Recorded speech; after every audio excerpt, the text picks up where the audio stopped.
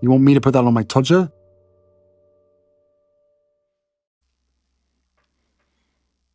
This one's wife.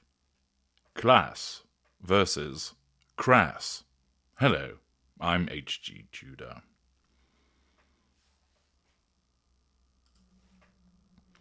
We know that the Prince of Pink Pancakes has his flaws. But when it comes to the old meet and greet, when it comes to his interactions with people, he conducts himself in an appropriate fashion. This is because he does have emotional empathy, and he has spent years effectively being taught how one does it. He was born into the royal family, and for as long as he can remember, he has been coached in the ways of dealing with people as a consequence of his position. Consequently, he's polite, he's courteous. He doesn't grab the microphone. He doesn't shove in front of anybody. He waits his turn. It's the shake of the hand, asks the question, he stands and chats. And you don't see him making the faux pas and blunders that his wife makes. This is a combination of understanding how he should behave and having been brought up that way so that it is natural to him. He, having been born into the royal family, has been imbued with that knowledge from the very beginning. It's fused into his DNA. He invariably will be able to do it without even thinking about it. But what about two women who weren't born into the royal family? Catherine, the Princess of Wales, and this one's wife, the Duchess of Sussex. Neither of them have this protocol and etiquette infused into their DNA as a consequence of birth, but rather are both commoners, one British, one American, who married into the royal family. We have seen with this one's wife her repeated crass behaviour, the invasion of people's personal space. I'm a hugger. The grappling of the microphone in an attempt to take over. Barging in front of Harry. Interrupting Harry's handshake for the purposes of moving in for a hug, whether it's wanted or not. Walking in front of the Queen. Ensuring she is always centre of the photographs. Ensuring that Harry is nudged, prodded, reminded with a tactile touch for the purposes of ensuring that she goes first. We all recall, I think it was in Morocco, when Harry, as a former member of the military and a born royal, would walk along the red carpet. This one's wife was directed to walk besides it. It wasn't for her. And we all know in that moment the ignited fury that would have emerged, but also it showed that thereafter, rather than deal with it graciously by waiting until he had finished walking along the red carpet and then walking to join him, she ought to walk along at the same time, face fixed, grimaced plastered across it, and she walked right next to the red carpet. You almost sensed that she was dying to put a foot on it just to demonstrate, hey, I'm royalty too. You will have many other instances of her crass behaviour when she has been in public. Now, at first, many people would have said, well, give her a chance. She's not used to all of this. There are two massive difficulties that she has. The first is she wasn't born into the royal family. She's not grown up with all of this. It's alien to her. And secondly, not only has she got the fact that she wasn't part of the royal family to deal with, but there's also the issue of cultural differences. She's American and has married into a British family. Therefore, there are certain cultural cues which she may not necessarily appreciate. Thus, initially, there might be those that would suggest, well, some of her failures and faux pas are as a consequence of her simply not being born into all of this, and it's not very familiar, so give her a chance, iron out these glitches. But the problem is, they've continued, haven't they? Repeatedly, we've seen them, and then you realise, or of course I recognised it from the very beginning because of what she was, but then as time has gone on, more and more people have realised that these failures, these faux pas, these transgressions, aren't as a consequence of a lack of familiarity. They're driven by the fact that her crassness is underpinned by her narcissism. Now, in some instances, a narcissist would be able to accommodate the protocols and conventions because their facade management was up to the job of embracing it all by way of character trait acquisition, so that the narcissist would pass themselves off in a manner where they wouldn't make these faux pas. Her narcissism isn't up to the job. It isn't able to harness what she has been taught, what she's been instructed, the guidance that she was given by various members of the royal family and staff to help her. She hasn't been able to assimilate that because the narcissism has in effect rejected it. I know better. I'm a hugger, so I don't care about the fact that you say that I have to behave this way. I'm going in for the hug, and it doesn't matter if I do that when somebody isn't expecting it. It doesn't matter if I do it when somebody doesn't even want it. I'm a hugger. That's me being kind, you see. I'm not stuffy like all of you. It doesn't matter that I've interrupted my husband's handshake, because after all, I'm a hugger, and I get to do what I want. And there's all of the instances where she has interrupted, stood in front of, interrupted other people's speeches, barged in front of people, sought to get herself to the front, sharpened her elbows and moved people out of the way, in one instance literally elbowing them out of the way.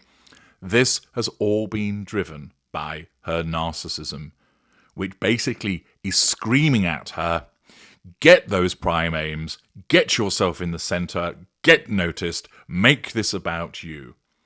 Because then that puts her in that position to control and draw fuel.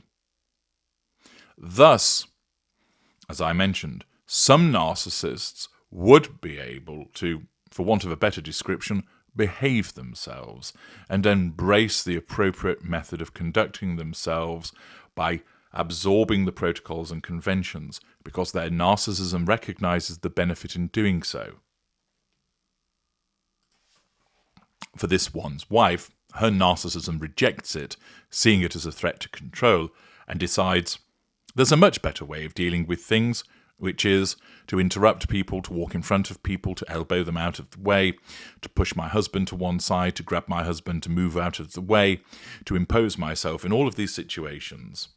And her narcissism convinces her that she should do so. Indeed, in many instances, she won't even think about it, she will just do it.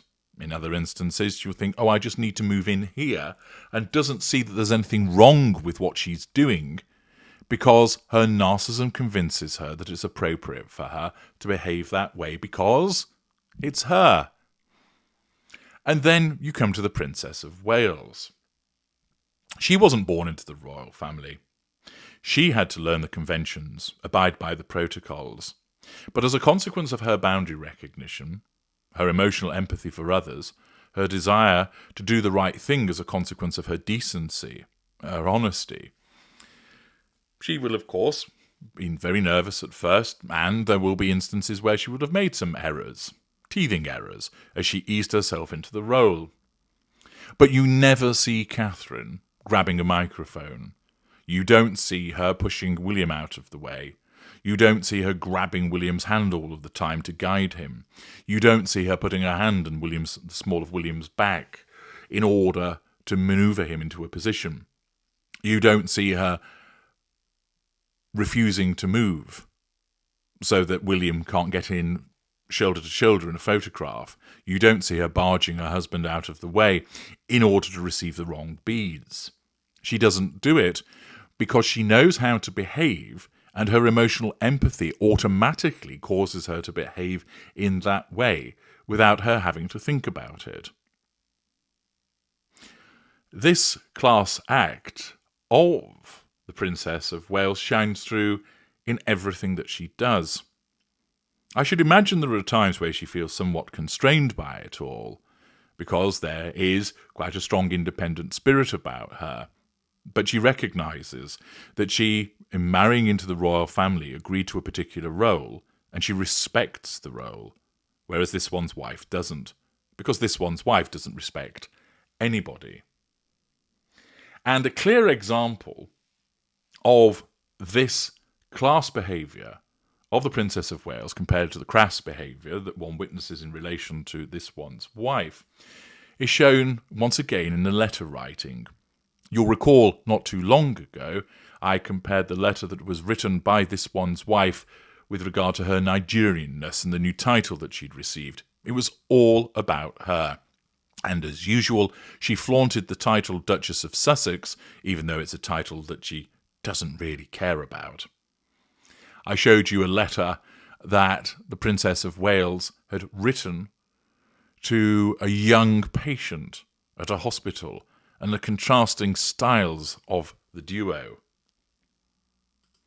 Well, there's a further opportunity to see that difference in relation to a letter that the Princess of Wales has recently written. The Princess of Wales spoke of her pride in the Irish Guards as she wrote to apologise for missing a parade rehearsal on Saturday, demonstrating accountability, genuine apology, exhibition of emotional empathy. Catherine would usually attend the so-called Colonel's Review, held before the Trooping of the Colour, but is taking place away from her official duties after treatment for cancer. The letter was sent to them and was posted by the Irish Guards in a video on X showing the letter being read to members of the regiment. The Irish Guards were deeply touched to receive a letter from our Colonel, Her Royal Highness the Princess of Wales, this morning, it said in the post. We continue to wish Her Royal Highness well in her recovery and send her our very best wishes, it added.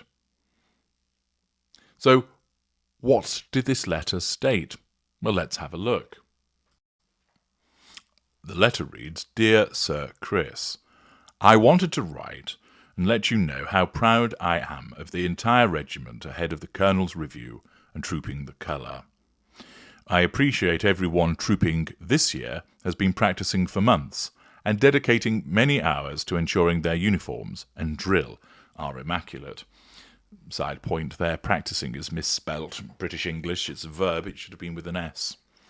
Being your Colonel remains a great honour, and I am very sorry that I am unable to take the salute at this year's Colonel's Review. Please pass my apologies to the whole regiment. However, I do hope that I am able to represent you all once again very soon. Please send my very best wishes and good luck to all involved. And she then quotes the Latin motto of the regiment and signs it Colonel Catherine. Notice she doesn't put Princess of Wales, that it's about other people. It's short, it's to the point, but it shows such good manners and the class that prevails with her. You contrast that with something that's written by this one's wife, and it's all about her and the use of the title and it containing, as usual, the fridge magnet platitudes. Whilst one, of course, would take into account a difference in letter-writing style, that this one's wife, of course, may be less formal as a consequence of her upbringing compared to that of Catherine, the fact remains that the content of this letter is worlds apart from anything that this one's wife would write. And it once again enables you to understand that the reason that this one's wife behaves in such a repugnant fashion, that she is so crass in the way that she conducts herself, isn't just because she's isn't about not being brought up properly. It isn't about a difference in cultural style, but it's driven by her narcissism. That, once again, explains her behaviour, because her narcissism is there governing what she does when it comes to other people. And therefore, because the narcissist must put her first, this results in all of the ill-mannered and impolite activities that she engages in. And thus, you see this complete contrast between the two women, and you now understand why that is. I'm H.G. Tudor. Thank you for listening.